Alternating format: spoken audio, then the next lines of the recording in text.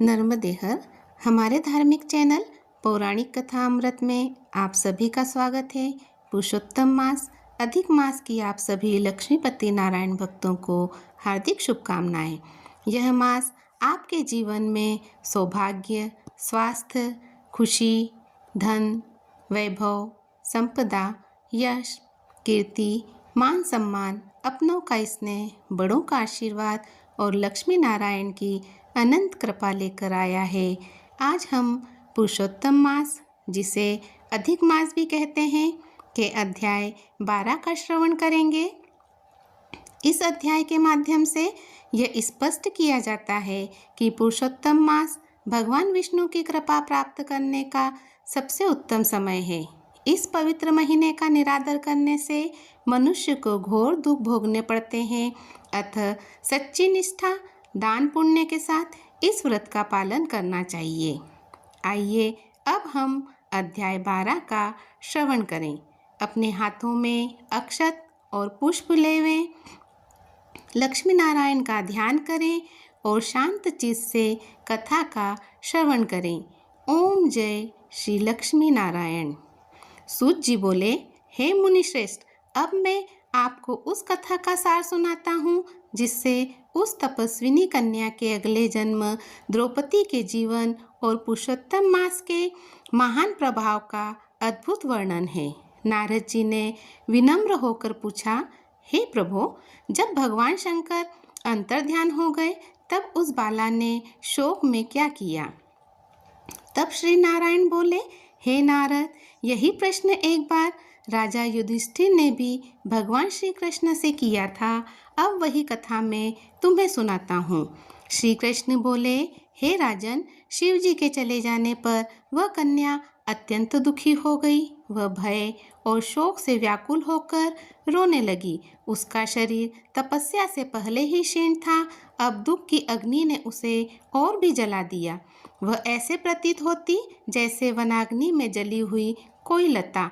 समय बीतता गया और अंतकाल के प्रभाव से वह अपने आश्रम में ही शरीर त्याग कर बैठी। हे राजन, उसी समय यज्ञसेन नामक राजा ने एक महान यज्ञ किया। उस यज्ञ कुंड से एक दिव्य तेजस्विनी कन्या उत्पन्न हुई। वही कन्या आगे चलकर राजा द्रुपद की पुत्री द्रौपदी के नाम से प्रसिद्ध हुई। पूर्व जन्म की वही तपस्विनी कन्या अब द्रौपदी के रूप में जन्मी थी। उसका स्वयंवर, जिसमें अर्जुन ने मछली की आंख भेद कर उसे प्राप्त किया, परंतु आगे चलकर उसे अत्यंत कष्टों का सामना करना पड़ा। दुर्योधन के सभा में दुशासन के उसके केश पकड़कर उसे अपमानित किया। उस समय उसने अत्यंत व्याकुल होकर मुझे पुकारा, हे कृष्ण, हे दीन बंधु, अब मेरा कोई नहीं है, आप ही मेरे रक्षक हैं। प्रथम पुकार में मैंने उसकी ओर ध्यान नहीं दिया, क्योंकि उसने पूर्व में पुरुषोत्तम मास का अनादर किया था।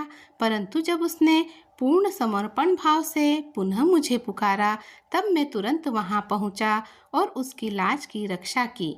श्री कृष्ण आगे बोले, हे राजन, द्रौपदी मेरी अत्यंत प्रिय भक्त थी, परंतु पुरुषोत्तम मास का अपमान करने के कारण उसे कष्ट सहना पड़ा। जो पुरुषोत्तम मास का तिरस्कार करता है उसका पतन निश्चित है, और जो भक्तों को पीड़ा देता है वह मेरे सबसे बड़ा शत्रु होता है। इसके बाद श्री कृष्ण ने पांडवों को आश्वासन दिया कि वे उनके शत्रुओं का नाश करेंगे और उन्हें पुनः राज्य प्राप्त होगा। उन्होंने कहा, हे पांडवों, तुम पुरुषोत्तम मास का विधि पूर्वक व्रत और पूजन करो, इससे तुम्हारा कल्याण होगा। फिर श्री कृष्ण द्वारका जाने लगे। पांडव अत्यंत भावुक होकर बोले, हे प्रभु, आप ही हमारे जीवन हैं, हमें कभी मत भूलिए। श्री कृष्ण प्रेम पूर्वक उन्हें समझाकर द्वारका लौट आए। उनके जाने के बाद पांडवों ने तीर्थों में भ्रमण किया और पुरुषोत्तम मास आने पर विधि पूर्वक व्रत किया। 14 वर्षों के पश्चात श्री कृष्ण की कृपा से उन्होंने अपना राज्य पुनः प्राप्त किया। सूत जी अंत में कहते हैं, हे मुनियों, पुरुषोत्तम मास का महात्म्य इतना महान है कि उसे पूर्ण रूप से कोई नहीं जान सकता। स्वयं भगवान ही इसके संपूर्ण भाव को जानते हैं।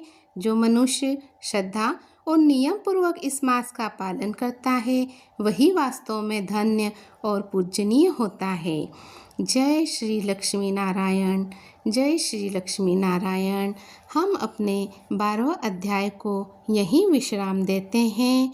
अब कल हम अगले अध्याय का श्रवण करेंगे।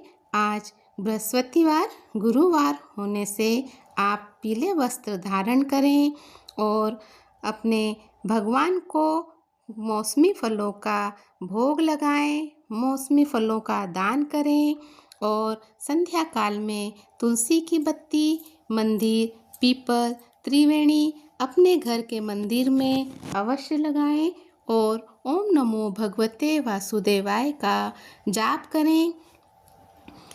लक्ष्मी नारायण की कृपा आप पर बनी रहेगी। अपने हाथों के अक्षत और पुष्प ईश्वर के समक्ष रख दीजिए। ओम जय श्री लक्ष्मी नारायण।